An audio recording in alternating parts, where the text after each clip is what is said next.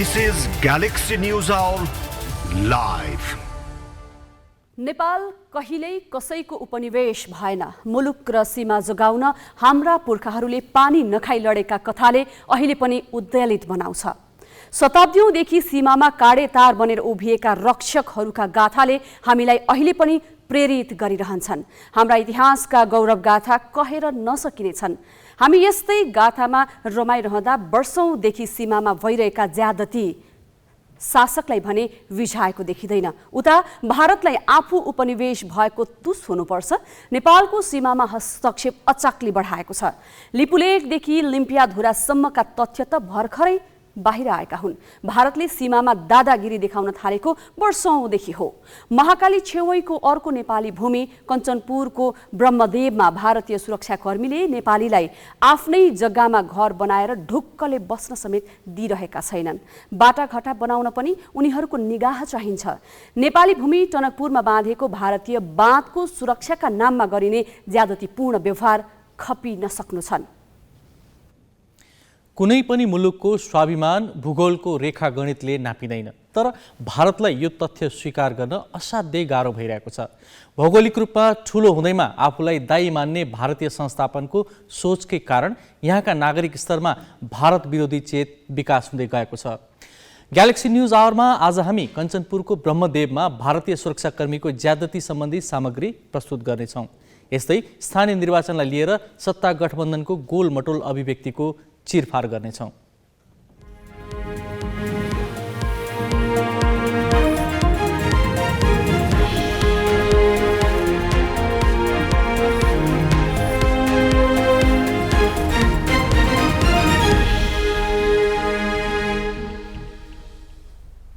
नमस्कार, यो हो ग्यालेक्सी न्यूज आवर। अब हेडलाइन्स।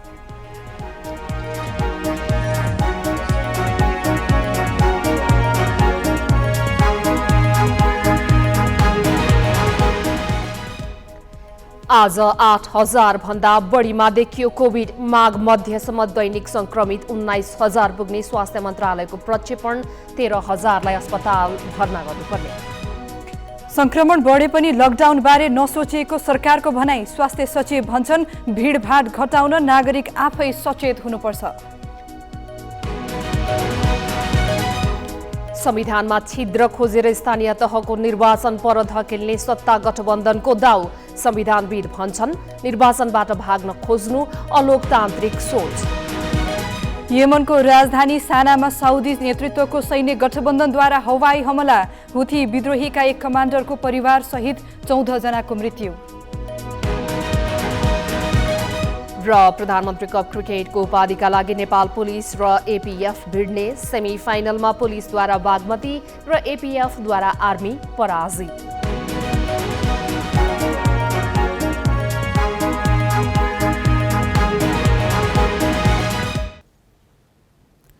कोभिड संक्रमण डढेलोसरी फैलिएको छ। पछिल्लो 24 घण्टामा करिब 8,500मा कोभिड देखियो। यो संख्या 15 दिन पहिले 350 मात्र थियो। अर्थात् यो अवधिमा संक्रमित 2400% बढे। संक्रमणको हटस्पट काठमाडौँ उपत्यका हो, जहाँ एकै दिन 5,500 भन्दा बढीमा कोभिड देखिएको छ। संक्रमण कहिलेसम्म बढिरहन्छ त? सरकारले माघ दोस्रो साता संक्रमण उत्कर्षमा पुग्ने र 13,000 जनालाई अस्पताल भर्ना गर्नुपर्ने प्रक्षेपण गरेको छ।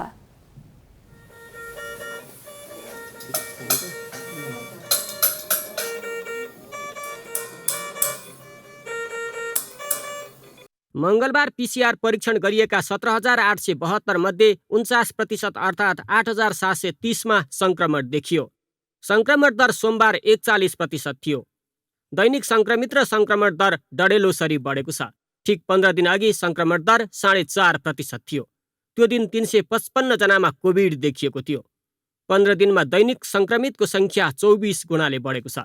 सरकारले संक्रमितको संख्या र संक्रमण दर अझै बढ्ने बताएको छ। स्वास्थ्य मन्त्रालयले माघ दोस्रो साता कोभिडको तेस्रो लहर उत्कर्षमा पुग्ने र दैनिक 20,000मा संक्रमण देखिने प्रक्षेपण गरेको छ। अबको 2 हप्ता हाम्रो लागि अलिक कठिन हुन सक्ने देखिन्छ। ती 2 हप्तामा चाहिँ यसले एउटा उच्च तहमा पुग्छ र उच्च तहमा पुग्दा हामीले दैनिक परीक्षण गरेर करिब 20,000 जति पत्ता लगाउन सक्छौँ। त्यसमध्ये करिब 10,000 जति लक्षण भएका हुनुहुन्छ र 1,000 जति चाहिँ अलिकति गम्भीर आइसियु टाइपको केयर चाहिन सक्ने र 394 जति क्रिटिकल हुन सक्नुहुन्छ भन्ने प्रोजेक्सनको आधारमा काम गरिएको छ। त्यो गर्दा हामीसँग उच्च भर्ना हुँदा चाहिँ हस्पिटलमा उच्च सेवा नै चाहिने अक्सिजन अथवा बेड चाहिने 13,000 सम्म पिकमा पुग्न सक्छ भन्ने चाहिँ हाम्रो प्रोजेक्सन छ। विज्ञहरू संक्रमणले डडेलोको रूप लिनुमा सरकारलाई नै दोष दिन्छन्। खोप स्थानीय तहसम्म विस्तार गर्नुको साटो उपचार सेवा चुस्त बनाउनु पर्ने अस्पतालमै भिड थुपारेकाले संक्रमण फैलिएको उनीहरूको बुझाइ छ।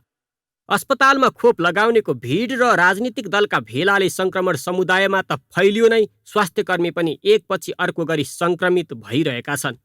एकातिर सरकारी सेवा प्रवाहमा खोप कार्ड अनिवार्य, अर्कातिर खोप केन्द्र अस्त-व्यस्त हुँदा संक्रमण दर लामै समयसम्म बढ्न सक्ने आकलन छ। भिड हुन नदिने निर्णय कार्यान्वयनमा तिनै तहका सरकारको उदासीनताले पनि संक्रमण फैलिरहेको हो।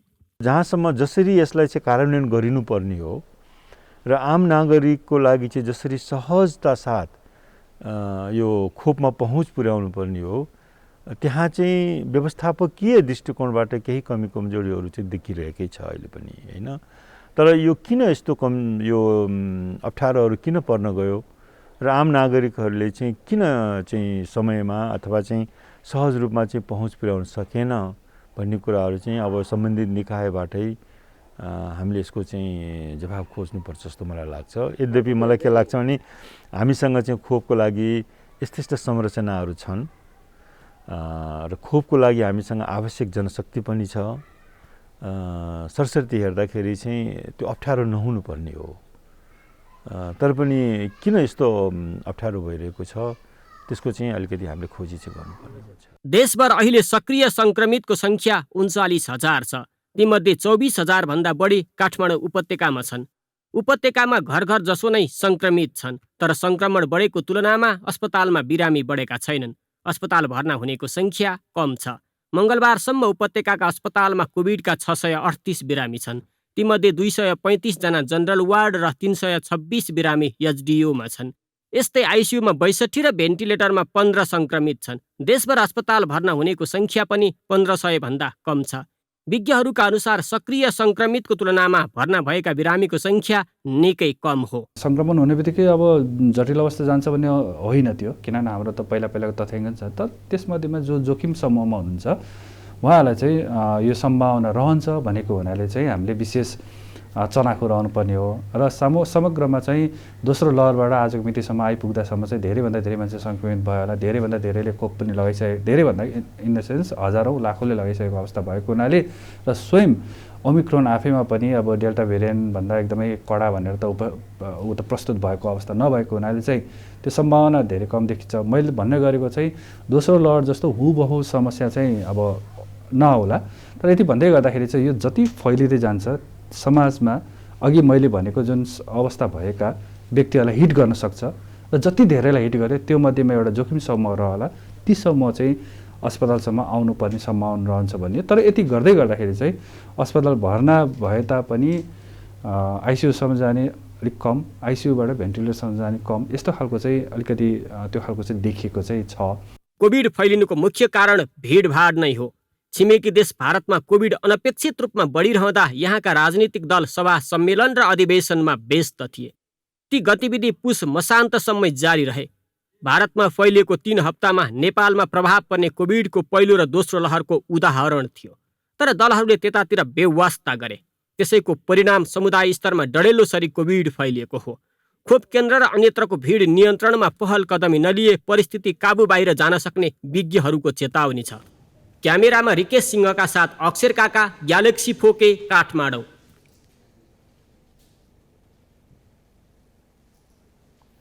कोभिड संक्रमण नियन्त्रण र खोपबारे छलफलका लागि संसदको शिक्षा तथा स्वास्थ्य समितिले आज स्वास्थ्य मन्त्रालयका अधिकारीलाई बोलाएको थियो। समितिका धेरैजसो सदस्यले खोप केन्द्रको भिडबारे प्रश्न उठाए। जवाफमा मन्त्रालयका सचिव डाक्टर रोशन पोखरेलले खोप केन्द्रको भिड व्यवस्थापनमा कतैबाट पनि सहयोग नपाएको गुनासो पोखे। उनले यसअघि पूर्ण मात्रामा खोप लगाइसकेकाहरू पनि पहिलो डोज लगाउन भनेर आएकाले 20 देखि 25 लाख डोज खोपको तथ्याङ्क नै छैन भने। उनले सङ्क्रमण फैलिए पनि मन्त्रालय लकडाउनको पक्षमा छैन भनेका छन्। समस्या कहाँ भयो भने खोपको रेकर्डिङ चाहिँ अलिकति राम्रो भएन। कतिपय साथीहरूले खोप लगाइदिनु भएको छ तर त्यो रेकर्डिङ गरिदिनु भएको छैन। त्यसले गर्दाखेरि 20 देखि 25 लाख खोपको चाहिँ डिस्प्यारिटी हाम्रो देखिन्छ हजुर। त्यसलाई चाहिँ हामीले बसेर त्यो रेकर्डिङ राम्रो गर्नुपर्ने र यो तेस्रो मात्रा लाउन आउँदाखेरि चाहिँ अहिले हामीले देखिरहेछौँ कतिले मैले पहिले 2टा मात्रा लाछु भन्ने कार्ड छैन भन्ने। अनि त्यसले गर्दाखेरि त्यो डिस्प्यारिटी त आयो किन राज्यले त खोप त दिएकै थियो तर त्यो नलाउनाले हाम्रो अनुमान चाहिँ अहिले हेर्दाखेरि ठुला सहरहरूमा अलमोस्ट 75 to 80% कभरेज चाहिँ भएको चाहिँ हामीले अनुमान गरेका छौँ। तथापि हामीले त्यसलाई स्थानीय तह लोकल लेभलमा नि पुर्याउनु पर्ने हो, त्यो चाहिँ हामीले अझै पुर्याउन सकेका छैनौँ।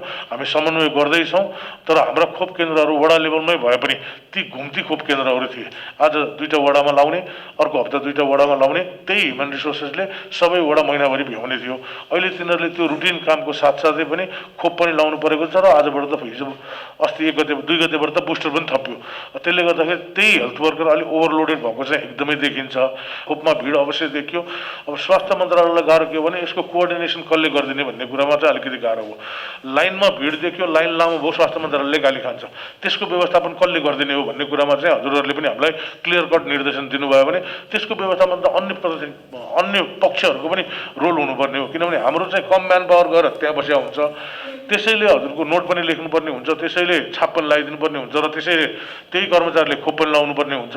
तर बाहिरको व्यवस्थापनमा चाहिँ अन्य पक्षबाट जति हुनुपर्ने त्यति भएन कि भन्ने हामीलाई पनि लागेको छ। त्यही भएर हामीले स्थानीय तहसँग, गृह मन्त्रालयसँग, प्रत्येक जिल्लाको सिडिओ साहबसँग बारम्बार हामी कोअर्डिनेसनमा छौँ। पहिलेभन्दा केही व्यवस्थित त भएको छ तर अझै व्यवस्थित गर्नुपर्ने चाहिँ देखिन्छ हजुर। हामी स्वास्थ्य मन्त्रालय अझै पनि लकडाउनको पक्षमा छैनौँ। त्यही भिड व्यवस्थापन नै हामीलाई चुनौती हो।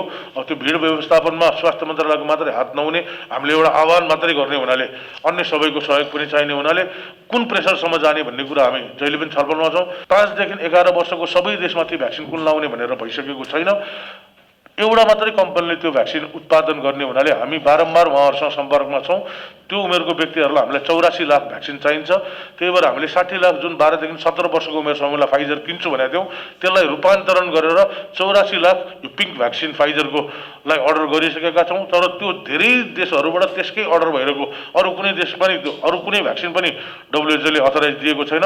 सबै देशहरूले 5 देखि 11 वर्ष उमेरकोलाई त्यही भ्याक्सिन माग गरेको र एउटा मात्रै कम्पनीले त्यो भ्याक्सिन उत्पादन गर्ने हुनाले हाम्रो पाला चाहिँ 1.5 महिनाभन्दा अगाडि आउँछ जस्तो हामीलाई लाग्दैन। सबभन्दा हामीलाई दुःख, स्वास्थ्य मन्त्रालयलाई दुःख चाहिँ होल्डिङ सेन्टर समयमा नबन्दिएरै भएको छ। ती 7वटा होल्डिङ सेन्टरहरू समयमा नबन्दिएर अहिले हेर्दाखेरि भौतिक प्रगति 60% भएको छ।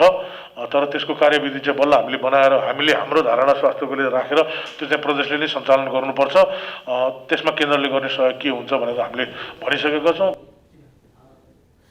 स्वास्थ्य मन्त्रालयका अधिकारी सामु संसदीय समितिका सदस्यहरूले महामारी रोकथामका लागि प्रदेश र स्थानीय तहलाई परिचालन नगरेको आरोप लगाए। केन्द्रीकृत रूपमा काम भएकैले परीक्षणदेखि खोप केन्द्रमा भद्रगोल देखिएको सदस्यहरूको भनाइपछि समितिले वडा तहसम्मै खोप लगाउने व्यवस्था गर्न निर्देशन दिएको छ। पहिलो कुरा त ट्रेसिङ गर्न पर्यो। त्यो ट्रेसिङको जिम्मा स्थानीय तहलाई नै दिनुपर्छ।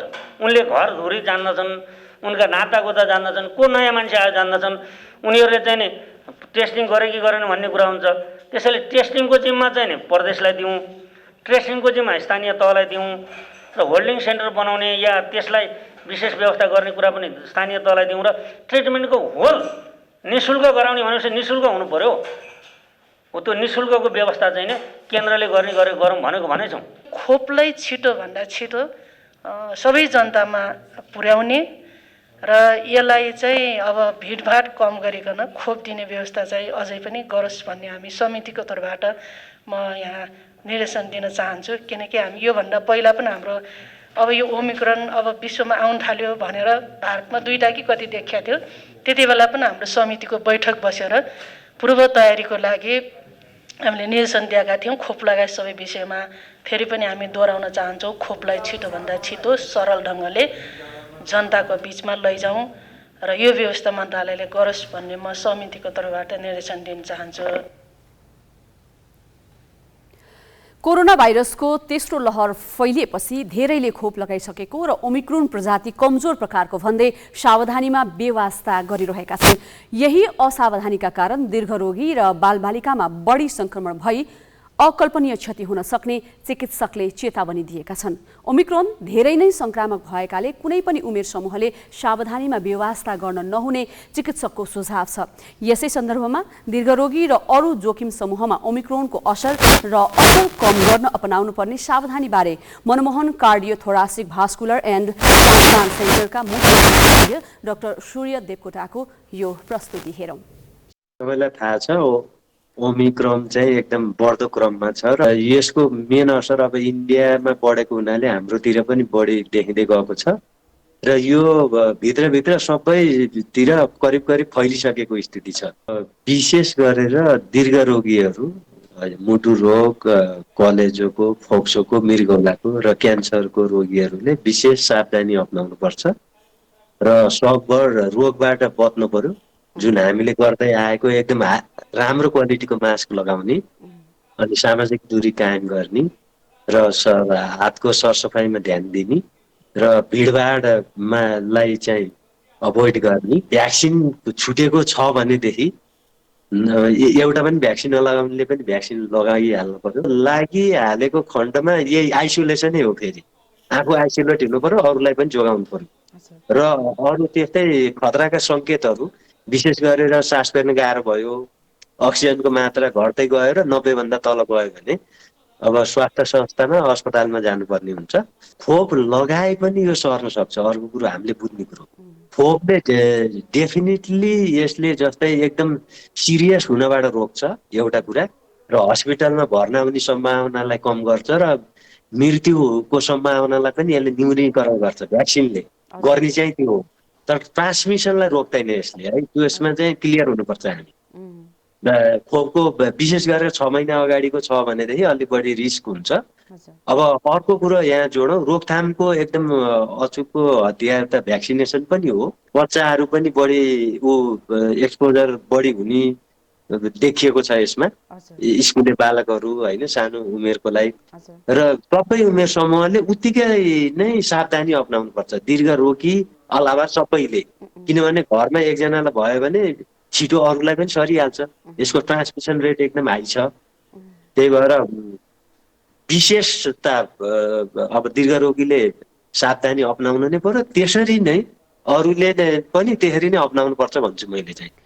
यसैबीच कोभिड सङ्कट व्यवस्थापन केन्द्रले खोप अभियान सञ्चालनका लागि माघ 16 देखि 20 गतेसम्म खोप अभियानका नाममा विद्यालय खोल्ने निर्णय गरेको छ। यता स्वास्थ्य मन्त्रालयले यही अवधिमा कोभिड सङ्क्रमण अहिलेसम्मकै उच्च बिन्दुमा पुग्ने प्रक्षेपण गरेको छ। महामारी उत्कर्षमा पुगेका बेला खोप अभियान चलाउने र त्यसका लागि विद्यालय खोलेर भिडभाड बढाउने कुरा कति तालमेलयुक्त होला, यो विचारणीय छ। यो प्रसङ्ग अहिलेलाई यति नै। अब घरमै बसी ग्यालेक्सी 4K हेरेर नयाँ टिगोर कार जित्ने टिगोरपतिबारे जानकारी। टिगोरपतिमा प्रत्येक दिन आउने प्रश्नको छोटो र सही जवाफ ग्यालेक्सी एपमा दिएर तपाईँले कार जित्न सक्नुहुन्छ। पालो भएको छ को बन्छ टिगोरपतिको आजको प्रश्न। नमस्कार, म राजेश हमाल।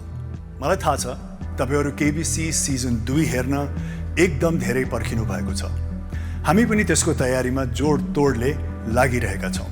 तर पनि ग्यालेक्सी 4Kमा हाम्रो भेट हुन अझ केही समय लाग्छ। तर चिन्ता नलिनुहोस्, तपाईँहरूलाई म यसै कुराउँदिन। म त्योभन्दा पहिला को बन्छ टिगोरपति खेलाउँदैछु। को बन्छ टिगोरपतिको आजको प्रश्न यस प्रकारको छ। चेस बोर्डमा कुन 2 रङ हुन्छन्? ए हरियो र रातो, बी कालो र सेतो, सी गुलाबी र पहेँलो, डी नीलो र कालो। सही जवाफ पठाउनलाई ग्यालेक्सी एप डाउनलोड गर्नुपर्छ। मोबाइलको एप स्टोरमा गएर ग्यालेक्सी एप आजै डाउनलोड गर्नुहोस् अनि प्रश्नको जवाफ पठाइहाल्नुहोस्। के थाहा, घरमै बसेर कार जित्ने अवसर तपाईलाई पो मिल्ने हो कि?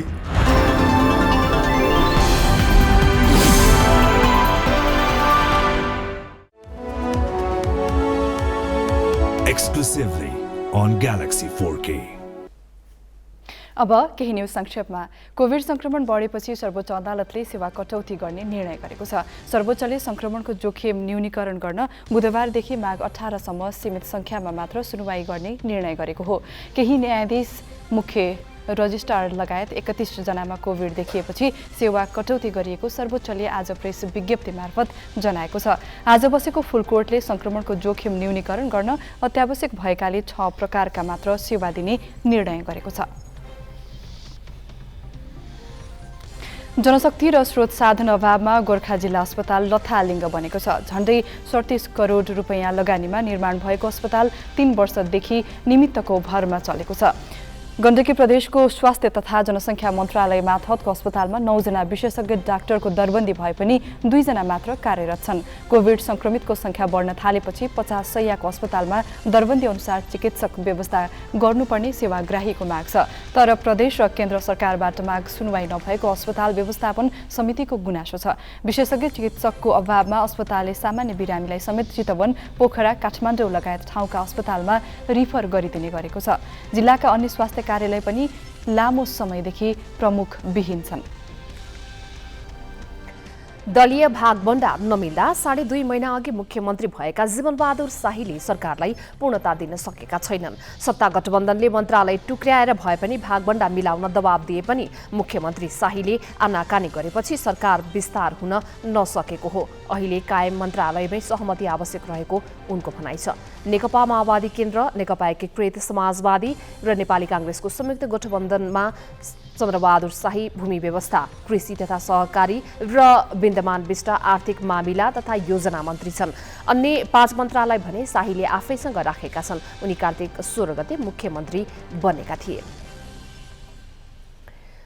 डडेलधुरामा सम्बन्ध विच्छेद गर्नेको संख्या वृद्धि भएको छ। ग्रामीण र विपन्न महिला समेत सम्बन्ध विच्छेदको निवेदन बोकेर अदालत पुग्न थालेका छन्। डडेलधुरा जिल्ला अदालतमा दर्ता भएका मध्ये अधिकांश सम्बन्ध विच्छेदका छन्।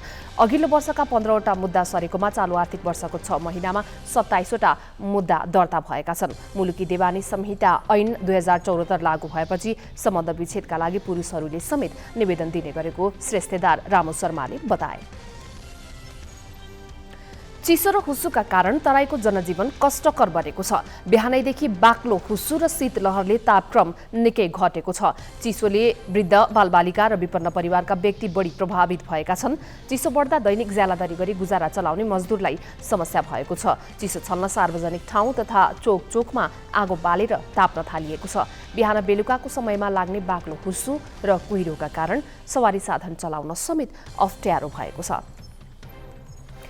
सरकारको नेतृत्वमा जिम्मेवारी बोध र संविधान प्रति प्रतिबद्धता हुन्थ्यो भने अहिले प्राथमिकता सूचीको अग्रभागमा स्थानीय तहको निर्वाचन हुनु पर्थ्यो। किनभने आउँदो वैशाखभित्र चुनाव गर्ने हो भने देशभरका स्थानीय तह जनप्रतिनिधि विहीन हुने खतरा छ। संविधान र कानूनले भाग्ने ठाउँ नै नदिए पनि सत्ता गठबन्धन भने स्थानीय चुनावबाट कसरी भाग्ने भनेर लागि परेको छ। आज बसेको गठबन्धनको बैठकले यही सन्देश दिएको छ। थप सामग्री अजय दासबाट। स्थानीय तहको निर्वाचनको मिति तोक्न सरकारमाथि दबाव बढ्दै गएका बेला बसेको सत्ताधारी दलको बैठकले कुनै ठोस निर्णय गरेन। आज बालुवाटारमा 2 घण्टा भएको छलफल मूलतः राष्ट्रिय सभामा सत्ता गठबन्धनका उम्मेदवारको विजय सुनिश्चित गराउने विषयमा केन्द्रित भयो। स्थानीय तहको निर्वाचन संविधानको सीमाभित्रै रहेर गर्ने अमूर्त कुरा गरेर सकियो। संविधानविदहरूले यसलाई संविधान र ऐनको आफूखुसी व्याख्या गरेर वैशाखभित्र गरिसक्नुपर्ने निर्वाचन पर धकेल्ने दाउका रूपमा व्याख्या गरेका छन्। अघि पनि तपाईँलाई भने स्थानीय तहको निर्वाचन समयमै सम्पन्न हुन्छ। त्यो भनेको वैशाखभन्दा उता चाँडै जे संविधानमा व्यवस्था छ त्यस अनुसार समयमै संविधानमा स्थानीय निर्वाचन चाहिँ सम्पन्न हुन्छ। मंगलबार राजनीतिक समन्वय समितिको बैठकको निर्णय सुनाउँदा सरकारका प्रवक्ता कार्की आफै अनिश्चयको भावमा देखिन्थे। त्यसैले त उनले समयमै निर्वाचन हुन्छ भने पनि त्यो समय कहिले हो भनेर यकिन गर्न सकेनन्। उनले संविधानको हवाला दिए पनि निर्वाचन आयोगले दिएको वैशाखको समय सीमामै निर्वाचन हुन्छ भन्न सकेनन्। किनकि वैशाखमै निर्वाचन गर्नुपर्छ र हुन्छ भनेर समन्वय समितिको बैठकमा गठबन्धनका कुनै पनि नेताले भनेनन्। यसमा स्पष्ट प्रतिबद्धता पनि उनीहरूबाट आएन। प्रधानमन्त्री एवं काङ्ग्रेस सभापति शेरबहादुर देउवाले समेत निर्वाचनका पक्षमा एकमत कायम गर्न बैठकलाई उपयोग गर्ने तत्परता पनि देखाएनन्। यसले निर्वाचन समयमै गराउन बढिरहेको दबावलाई बेवास्ता गरी सरकारले अमूर्त भाषामै अल्मल्याउन खोजेको प्रष्ट हुन्छ। नगर र गाउँ सभाको कार्यकाल सकिनु 2 महिना अघि निर्वाचन गरिसक्नुपर्ने स्थानीय निर्वाचन ऐनमा भएको व्यवस्थालाई कार्यकाल सकिएको 6 महिनाभित्र गर्न पाउने संवैधानिक छिद्रको प्रयोग गरेर टार्न खोजेको प्रष्ट देखिन्छ। यो विषयलाई राम्ररी विचार विमर्श गरेर स्थानीय निर्वाचन सम्बन्धी ऐनले 2 महिना अगाडि नै सम्पन्न गर्ने निर्वाचन भनेर उल्लेख गरिसकेको छ। त त्यो उल्लेख गरेको कारण नै के हो भने संविधानमा अलिकति अस्पष्टता भएको हुनाले गरेको हो। तर अस्पष्टता भनेको सैद्धान्तिक होइन, त्यो प्रावधानका कारणले भएको हो, जसलाई चाहिँ अहिले नयाँ जुन प्रावधान छ त्यसले राम्ररी सम्बोधन गरिसकेको छ। अब गर्ने भनेको यो 5 वर्ष पुरा हुनुभन्दा अगाडि नै निर्वाचन सम्पन्न गर्ने हो, 2 महिनाभित्र गर्ने हो र संविधान सम्मत हुन्छ, त्यसमा समस्या छैन। नेपालको संविधानको धारा 225 मा गाउँसभा र नगरसभाको कार्यकाल निर्वाचन भएको मितिले 5 वर्षको हुने उल्लेख छ। जुन कार्यकाल सकिएको 6 महिनाभित्र अर्को निर्वाचन गरिसक्नुपर्नेछ। यता स्थानीय निर्वाचन ऐन 2073 को दफा 3 मा कार्यकाल सकिनु 2 महिना अघि निर्वाचन गरिसक्नुपर्ने भनिएको छ। 2074 मा 3 चरणमा गरी वैशाख 31, असार 14 र असोज 2 मा चुनाव भएको थियो। निर्वाचन आयोगले महान्यायाधिवक्ता र अन्य कानुनविदको राय लिएर वैशाख अन्तिमलाई नै सबै गाउँ र नगरसभाको कार्यकाल सकिने मिति कायम गरेको छ। स्थानीय तहमा म्याद थप्ने व्यवस्था संविधान र कानुनमा कतै पनि नभएकाले वैशाख भित्रै चुनाव नभई जेठ सुरुबाटै सबै स्थानीय सरकार जनप्रतिनिधिविहीन हुनेछन्। त्यसैले रिक्ततामा जान नदिन वैशाख भित्रै चुनाव गर्न निर्वाचन आयोगदेखि सबै सरकारवालाले सरकारलाई दबाब दिइरहेका छन् र वैशाख भित्रै चुनाव गराउन पनि मिति तोक्न ढिला भइसकेको छ। मिति तोक्नुको सट्टा अझै अमूर्त भाषामा अल्मल्याउन खोज्नुले सरकार र गठबन्धनले चुनाव पर धकेल्ने मनसाय नै राखेको स्पष्ट हुन्छ। त्यसैले रिक्ततामा जान नदिन वैशाख भित्र चुनाव गर्न निर्वाचन आयोगदेखि सबै सरकारवालाले सरकारलाई दबाब दिइरहेका छन् र वैशाख भित्रै चुनाव गराउन पनि मिति तोक्न ढिला भइसकेको छ। तर मिति तोक्नुको सट्टा अझै अमूर्त भाषामा अल्मल्याउन खोज्नुले सरकार र गठबन्धनले चुनाव पर धकेल्ने मनसाय नै राखेको स्पष्ट हुन्छ। क्यामेरामा सञ्जय घिमिरेका साथमा मिलन बुढाथोकी र सृजना घिमिरे, ग्यालेक्सी 4K, काठमाडौँ। स्थानीय तहको निर्वाचन कहिले गर्ने भन्ने विषयमा सत्ता र प्रतिपक्षका आआफ्नै तर्क छन्। सत्तापक्षले संविधान र कानुनमै जटिलता रहेको दावी गरिरहेको छ भने प्रतिपक्षले स्थानीय सरकारलाई फेरि कर्मचारीको जिम्मा लगाउने षड्यन्त्र भनेको छ। यस्तो अवस्थामा निर्वाचन कहिले होला, कसरी होला, यो प्रश्न एमाले संसदीय दलका प्रमुख सचेतक विशाल भट्टराई र कांग्रेस केन्द्रीय सदस्य मीन विश्वकर्मालाई हामीले गरेका छौं। सरकारमा सम्बद्ध गठबन्धनका सबै दलहरू तोकिएको मितिमा निर्वाचन सम्पन्न गर्नका लागि तयार हुनुहुन्छ। त्यसका लागि आवश्यक पर्ने केही ऐनहरू परिमार्जन गर्नका लागि, समय सापेक्ष परिमार्जित ऐन जारी गर्नका लागि संविधानमा गरेको व्यवस्था र कानुनमा गरेको व्यवस्थामा केही अन्तर देखिन्छ। त्यो अन्तरमा आशय ठिक भयो भने नियत ठिक भयो भने त्यसले बाधा पुर्याउँदैन। तर त्यसैलाई आशय चाहिँ निर्वाचनलाई टार्ने वा सार्ने आशय प्रकट गर्यो भने त्यो पनि बाधा पर्छ। त्यसो भएको हुनाले त्यसलाई पनि अनुमोदन गर्नका लागि, परिमार्जन गर्नका लागि संसद खुल्यो भने, संसद खोलेर ती ऐनहरू संशोधन गर्यो भने सहज हुन्छ। यसका लागि प्रमुख प्रतिपक्षी दलको भूमिका महत्त्वपूर्ण हुन्छ। अब विभिन्न समयमा गरेको चुनावको के हुन्छ भन्ने हो भने हाम्रो वैशाखमा, असारमा र असोजमा चुनाव भए जस्तो मलाई लाग्छ। त्यसो भएको हुनाले यो तीनै तहको चुनाव सम्पन्न गर्नका लागि कहीँ 2 महिना अघि भनेको थियो भने कसैको 1 महिना जति पछि होला पदावधि सकिएपछि पनि, तर एकै तहमा तीनै तहका भनौँ न 3 चरणमा गरेको चुनावलाई हामीले एकै चरणमा चुनाव गर्ने हो भने कसैको अलिक 2 महिनाभन्दा छिटो हुन्छ, कसैको ढिलो हुन्छ। अब यसका लागि अर्को पनि उपाय निकाल्न के सकिन्छ भने अलिक धेरै अगाडि नै निर्वाचन गर्यो भने, जस्तो वैशाखमा निर्वाचन गर्यो भने जसको असोजमा निर्वाचन भएको थियो पहिले उहाँहरूको चाहिँ असोजमै पदावधि समाप्त भएपछि उहाँहरूले फेरि पदभार ग्रहण गरे भयो, पदस्थापना गरे भयो। त्यसैले नियत सफा भयो भने, संविधान कार्यान्वयन गर्नका लागि हामी प्रतिबद्ध भयौँ भने, ऐन बमोजिम मुलुक सञ्चालन गर्न खोज्यौँ भने त्यहाँ समस्या छैन। बाजिएको कुराहरू चाहिँ कस्तो भने चुनाव नगर्ने मान्छेहरूले अहिले यो खोजिरहेका छन्, कहाँनिर सार्ने ठाउँ पाइन्छ, कुन धाराको अपव्याख्या गरेर चाहिँ यो चुनाव सार्न सकिन्छ भन्ने उहाँहरूको अपव्याख्या बाहेक यो केही पनि होइन। स्पष्ट व्यवस्था के भने यो अविच्छिन्न उत्तराधिकार संस्थावाला संस्था मात्रै होइन, बिचमा कहीँ पनि त्यसलाई ग्याप राख्ने अनुमति कहीँ पनि छैन र यो कार्यकाल 6 महिना बढाउन पनि कुनै पनि हालतमा केहीले अनुमति दिँदैन। किनभने हामीले सम्पूर्ण ऐन कानुनहरू र संविधानका धाराहरू पल्टाएर हेरियो भने हामीले स्पष्ट के भेट्छौँ भने कार्यकाल सकिएको दिनबाट भोलिपल्टबाट नयाँ हामीले निर्वाचित पदाधिकारीहरूलाई त्यहाँ राख्नै पर्छ।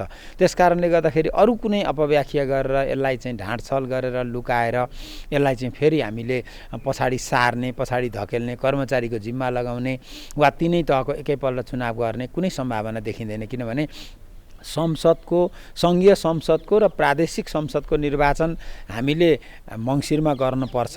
किनभने हामीलाई सर्वोच्च अदालतले विकल्प छौन्जेल विघटन गर्न पाइँदैन भनेको छ।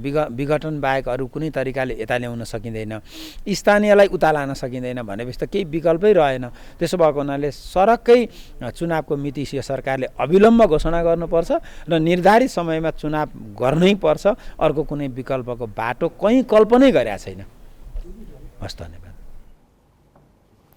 सत्ता गठबन्धनले वैशाखभित्र स्थानीय तहको चुनाव गराउनु अनिवार्य ठानेको छैन, तर निर्वाचन आयोगले वैशाखमा चुनाव गराए देशभरका स्थानीय तह वैशाखमा चुनाव नगराए देशभरका स्थानीय तह जनप्रतिनिधिविहीन हुने चेतावनी दिएको छ। यसै सन्दर्भमा हामीले देशका विभिन्न भागमा सोधेका छौँ, स्थानीय तहको चुनाव सम्बन्धी विवादमा तपाईँको भन्नु के छ? ठुला राजनीतिक दलहरूले आफ्नो सत्ता लम्ब्याउने हिसाबले र जनतालाई भ्रममा पार्न र आफ्नो टाइममै यो राज्यले अथवा संविधानले नै तोकेको नियमभन्दा पनि माथि रहेर र चुनावलाई अलि पर धकेल्नुपर्छ भन्ने छ। त्यसमा म सर्वसाधारणको हिसाबले चुनाव तोकिएकै टाइममा हुनुपर्छ र नेपाली जनताले नयाँ किसिमको जनप्रतिनिधिहरू चुन्न पाउनुपर्छ। चुनाव गर्नुपर्ने कुरा हो, एउटा महत्त्वपूर्ण कुरा हो र यस कोभिड-19 को कारणले गर्दा अलि केही समयसम्म कोभिड-19 रोकथाम हुन्जेलसम्म केही त्यसको लागि अलि केही समयको लागि अलि पछि साथ दिन पाए पनि राम्रो हुन्थ्यो। जनताको भेटभाट हुन्छ होइन, हल्लाखल्ला हुन्छ, जनता जम्मा हुन्छन्। त्यसको लागि केही परिवर्तन, केही रोकथामको लागि केही पछि साध्य पनि राम्रो हुन्थ्यो भन्ने मेरो भनाइ इच्छा छ। कोभिडको अवस्था हेरेर सार्नै पर्ने अवस्था भएमा पनि सार्दा उचित। अब यो महामारीलाई मध्यनजर गर्दा महामारी बढ्दो क्रममा गयो भने अब यसलाई सार्दा राम्रो होइन, महामारी चाहिने कम भयो भने यसलाई चाहिने चुनाव गर्दा राम्रो। हिजोका दिनमा जसरी स्थानीय निकायलाई खाली राखेर कर्मचारी मार्फत सञ्चालन भएको थियो त्यो अवस्था सिर्जना नहोस् भन्ने चाहिँ हाम्रो चाहना हो।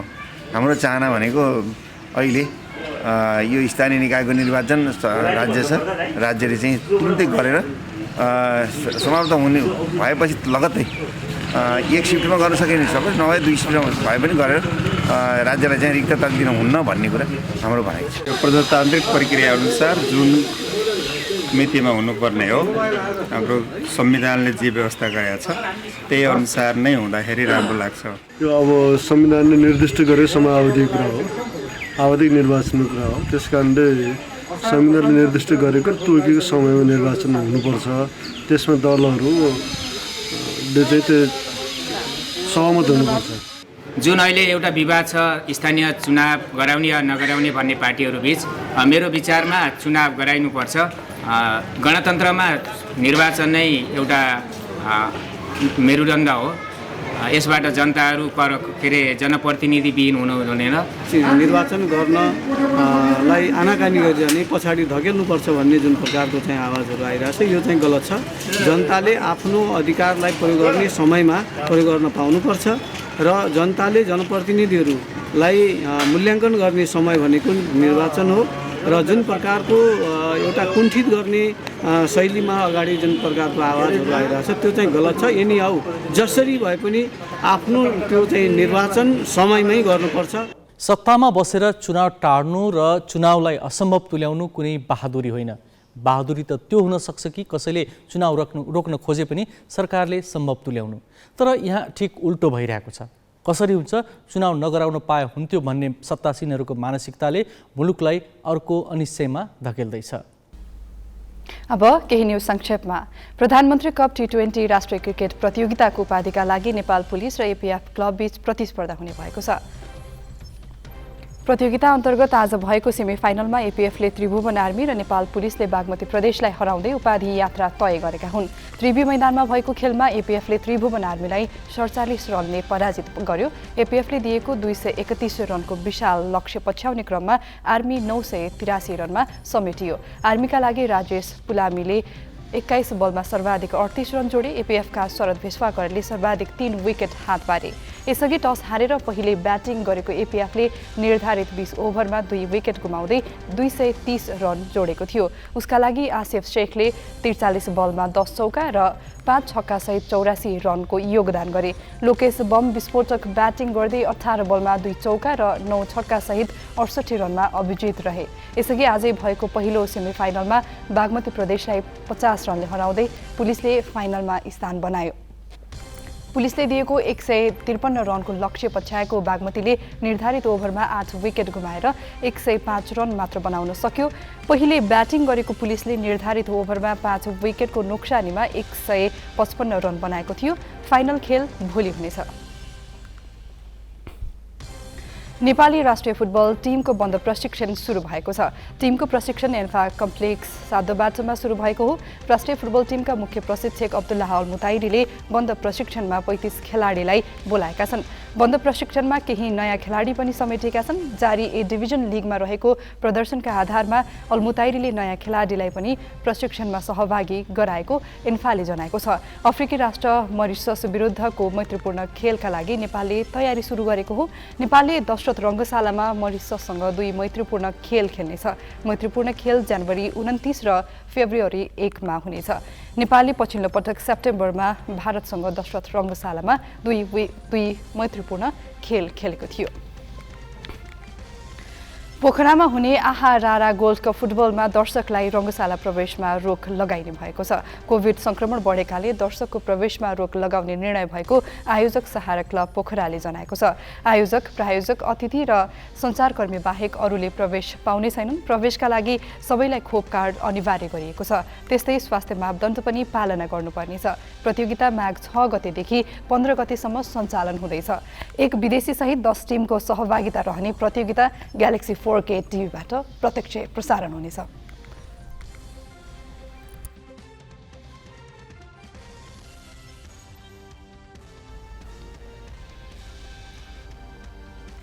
यमनको राजधानी सानामा हुथी विद्रोही लक्षित हवाई हमलामा 14 जनाको ज्यान गएको छ। साउदी अरेबिया नेतृत्वको सैन्य गठबन्धनले हुथी विद्रोहीको नियन्त्रणमा रहेको साना स्थित शिविरलाई लक्षित गरी हवाई हमला गरेको हो। हमलामा विद्रोही समूहका एक उच्च कमान्डरका परिवारका सदस्य मारिएका छन्। सन् 2019 यता सानामा भएका आक्रमणमध्ये यो सबैभन्दा घातक हो। हुथी विद्रोहीले संयुक्त अरब इमिरेट्स UAE को राजधानी अबुधाबीमा ड्रोन आक्रमण गरेको भोलिपल्ट साउदी सैन्य गठबन्धनले जवाफी हमला गरेको हो। हिजो 3 जनाको ज्यान जाने गरी अबुधाबीमा गरिएको आक्रमणको जिम्मेवारी इरान समर्थित हुथी विद्रोहीले लिएका थिए। साउदी अरेबियाले हुथी विद्रोहीले गरेका 8 वटा ड्रोन आक्रमण असफल भएको बताएको छ।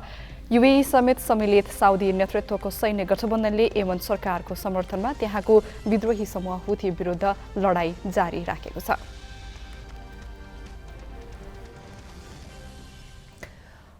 अब बिजनेस न्यूज। बिजनेस न्यूज का साथमा कॉर्पोरेट पे व्यावसायिक भुक्तानीलाई सरल बनाउँदै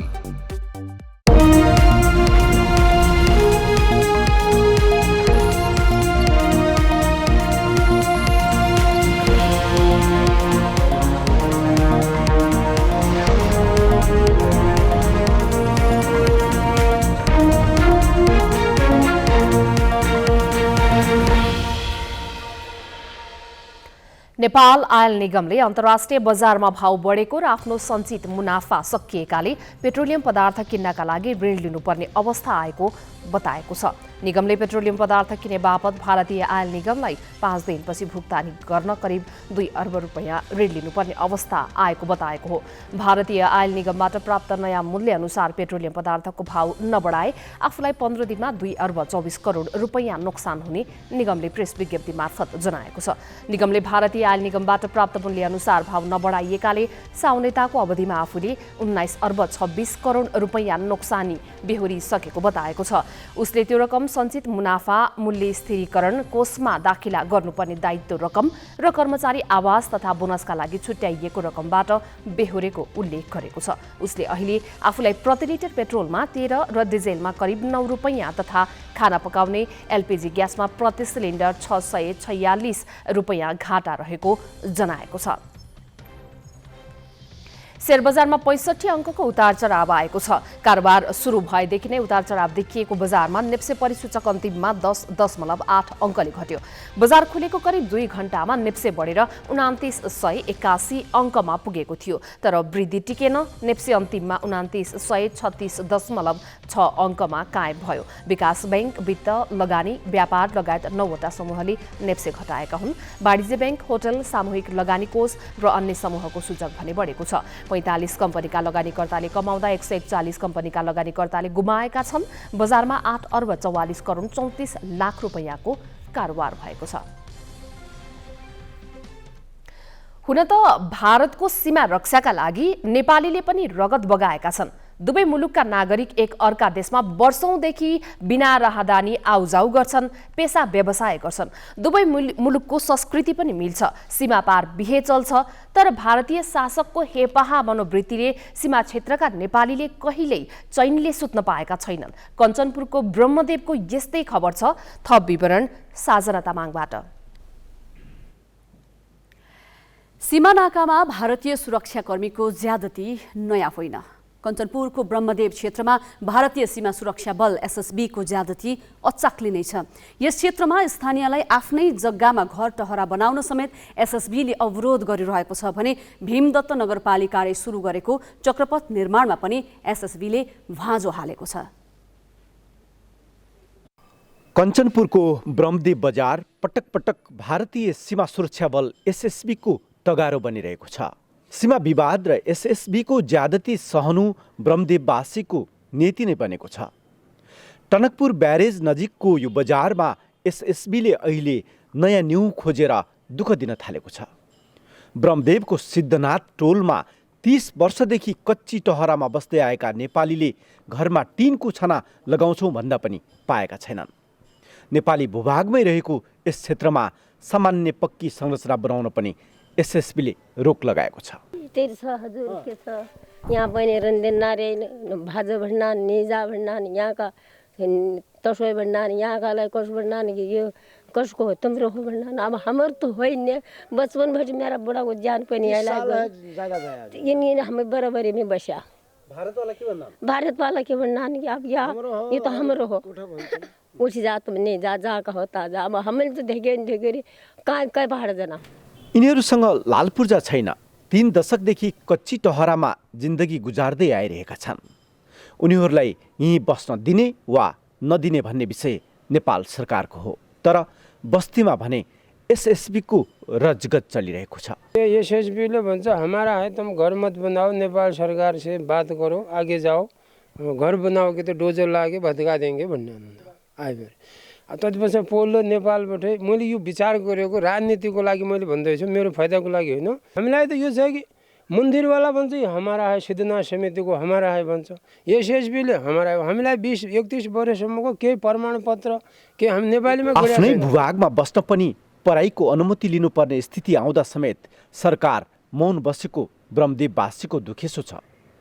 टनकपुर ब्यारेजसँग जोडिएको भूभाग भएकै कारण पटक पटक एसएसबीले दुःख दिँदै आएको प्रति ब्रह्मदेववासी चिन्तित छन्।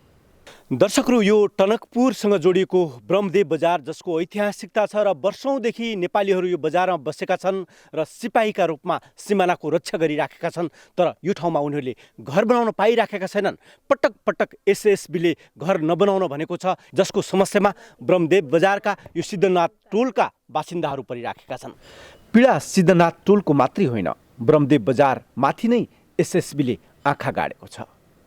भारतले यो सिमाना हाम्रो हो भनेर तपाईको लगभग उताबाट 1 किलोमिटर यतासम्म उनीहरूले पिच रोड बनायो र उनीहरूको एउटा के भनेपछि विस्तारवादको नीति अनुरूप उनीहरूले भोलि पनि यहाँ शङ्कास्पद हामीलाई के लाग्यो भनेपछि यिनीहरूले भोलि अहिले पिच बनाएपछि यो क्षेत्र पनि हाम्रै हो कि भन्ने डरले हामीले के गर्यौँ भनेपछि यहाँको आम जनताहरूले गएर यो सिमाना हाम्रो हो, यहाँ हामी कुनै हालतमा पनि तपाईँलाई पिच बनाउन दिँदैनौँ भनेर हामीले रोकेका छौँ। एसएसबीले भीमदत्त नगरपालिकाले सुरु गरेको चक्रपथ निर्माणमा पनि अवरोध पुर्याएको छ। चक्रपथ निर्माण गर्ने क्रममा माथिबाट हामी यो चक्रपथ बनाएर निर्माण गरेर ल्याएको र यहाँनिर यो कल्भर्ट निर्माण गर्नका लागि कल्भर्ट पनि त्यताबाट हाम्रो सशस्त्रले भारतले कल्भर्ट पनि निर्माण गर्न दिएन, त्यो रोकिएको छ र यो पिच हुन्छ। यो कालोपत्रे गर्ने हिसाबले ठेक्का टेन्डर लगाइसकेको र यो काम अब लगभग कालोपत्रेको तयारीमा पुगिसकेको छ र यहाँनिर हामीलाई मतलब कल्भर्ट पनि राख्न दिएन उसले। यसरी सुदूरपश्चिमको ऐतिहासिक बजारका रूपमा चिनिने ब्रह्मदेव क्षेत्रमा कतै घर बनाउन नदिएर कतै चक्रपथ निर्माणमा अवरोध पुर्याएर भारतीय एसएसबीले ज्यादती गर्दै आइरहेको छ। ग्यालेक्सी फोकीका लागि क्यामेरा पर्सन पुष्कर नेपाली, भुवन चन्द सहित कञ्चनपुर संवाददाता ज्ञानेन्द्र महताको सहयोगमा ब्युरो प्रमुख हिक्मत रावलको रिपोर्ट। अब पालो सही कि गलतको।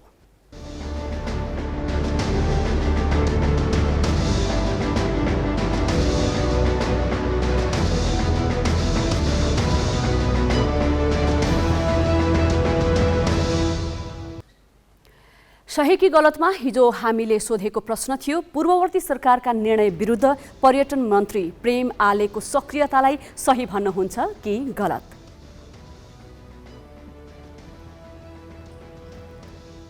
ग्यालेक्सी एपमा सहीको पक्षमा 92% र गलतको पक्षमा 8% मत प्राप्त भएको छ।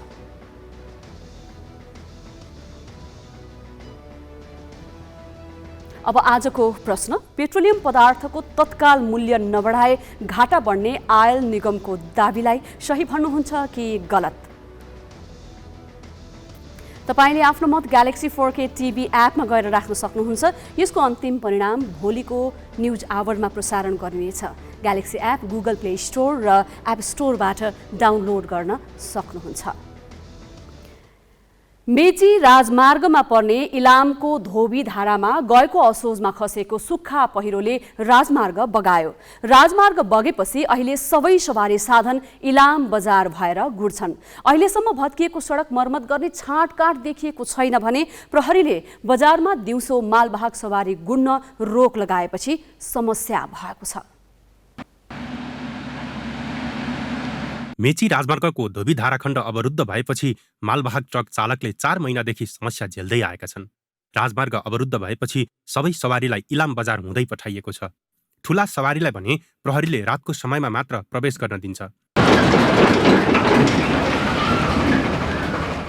जसका कारण धोबी धारा र 0 किलोमा ठूला मालवाहक सवारी दिनभर बस्न बाध्य छन्। न समयमा पुग्न पाइन्छ, असाउको साउको गाली, अब बाउको गाली हामीलाई त हो, दुःख पनि हामीले मात्रै भयो क्या। यहाँ त एकदम हामी मारमा छौँ, किनभने अब हामी बिहानदेखि हामी बेलुकी 8 बजीसम्म बस्नुपर्छ। गोलियाको ट्रक अब हामीले खान यहाँ बस्नको लागि हामीलाई धेरै गाह्रो हुन्छ। इलाम नगरपालिकाले भने राजमार्ग अवरुद्धको फाइदा उठाएको छ। बजार प्रवेश गर्ने सवारीबाट चर्को शुल्क असुलेको छ। बजार प्रवेश गरे बापत मालवाहक ट्रकले 150, बसले 100, हायसले 70, ट्र्याक्टरले 50 र ट्याक्सीले 20 रुपैयाँ तिर्नुपर्छ। अब माथि ताप्लेजुङ झापामा पनि कर त यो नगरपालिका काट्छ, 50, 20, 30 त्यस्तै हुन्छ नि। यहाँ त हद्दै नै भयो नि त। 150 भनेको त टिपमा भनेपछि त जाँदा 150 आउँदा 150, 300 जान्छ। दिउँसोभरि यहाँ बस्नु पर्यो, यो त समस्या हो नि त। इलाम बजार क्षेत्रबाट दैनिक 100 बढी सवारी साधन गुड्न थालेपछि सडक पनि भाँसिँदै गएको छ। यसले बजार क्षेत्रका घरमा समेत जोखिम बढाएको छ। अवरुद्ध राजमार्ग निर्माणमा सडक डिभिजन इलामले पहिलो चरणमा 1 करोड 11 लाखमा ठेक्का लगाएको छ। दोस्रो चरणमा पुनः 1.5 करोडमा टेन्डर आह्वान तयारी गरिएको छ। हालको त्यहाँ जारी ठेक्का छ, त्यो ठेक्काको चाहिँ हाम्रो लगभग 65% काम सकिसकेको छ। 65% काम सकिसके पनि अहिले तत्कालले चाहिँ अब हामीलाई बाटो सञ्चालन गर्न सक्ने अवस्था चाहिँ छैन। अब जुन हामीले नयाँ ठेक्का खोलेको छौँ त्यो ठेक्का व्यवस्थापन र निर्माण व्यवसायलाई चाहिँ हामीले साइटमा मोबिलाइज गर्न चाहिँ हामीलाई कम्तीमा पनि 45 दिनदेखि 50 दिन लाग्छ। मेची राजमार्गका धेरै ठाउँमा कार्तिक पहिलो साता आएको बाढी पहिरोले थप क्षति पुर्याएको छ। सडक डिभिजनले क्षति सङ्कलन गरे पनि मर्मतमा सम्बन्धित निकायले अग्रसरता नदेखाउँदा समस्या बढ्दै गएको छ। सडकको खराब अवस्थाले दुर्घटनाको जोखिम उति नै बढाएको छ। ग्यालेक्सी फोकेका लागि इलामबाट गोपाल निरौलाको रिपोर्ट। मुगु स्थित रारा तालको सौन्दर्य शब्दमा गरिएको व्याख्याले अपुग हुन्छ। हिउँदमा हिउँले ढपक्क ढाकिने यो ताल बर्खामा भने रङ्गी बिरङ्गी फुलले छपक्कै छोपिन्छ। आन्तरिक र बाह्य पर्यटकको मुख्य रोजाइमा पर्ने पर्यटकीय गन्तव्य समेत रहेको राराको सौन्दर्यमा एकैछिन रमाऊ।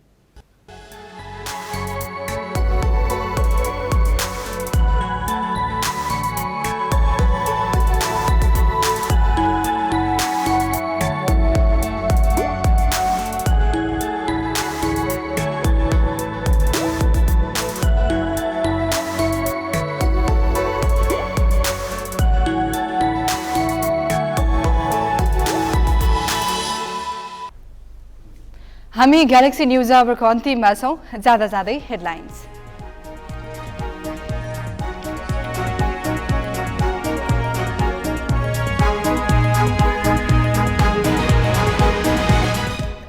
आज 8,000 भन्दा बढीमा देखियो कोभिड। माघ मध्यसम्म दैनिक संक्रमित 19,000 पुग्ने स्वास्थ्य मन्त्रालयको प्रक्षेपण। 13,000लाई अस्पताल भर्ना गर्नुपर्ने। संक्रमण बढे पनि लकडाउनबारे नसोचिएको सरकारको भनाई। स्वास्थ्य सचिव भन्छन् भिडभाड घटाउन नागरिक आफै सचेत हुनुपर्छ। संविधानमा छिद्र खोजेर स्थानीय तहको निर्वाचन पर धकेल्ने सत्ता गठबन्धनको दाउ। संविधानविद भन्छन् निर्वाचनबाट भाग्न खोज्नु अलोकतान्त्रिक सोच। यमनको राजधानी सानामा साउदी नेतृत्वको सैन्य गठबन्धनद्वारा हवाई हमला। हुथी विद्रोहीका एक कमान्डरको परिवार सहित 14 जनाको मृत्यु। र प्रधानमन्त्री कप क्रिकेटको उपाधिका लागि नेपाल पुलिस र एपीएफ भिड्ने। सेमी फाइनलमा पुलिसद्वारा बागमती र एपीएफद्वारा आर्मी पराजित।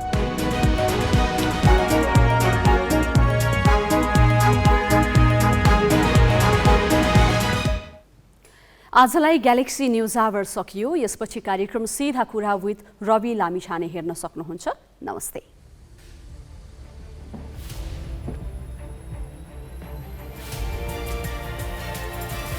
This is Galaxy News Hour live.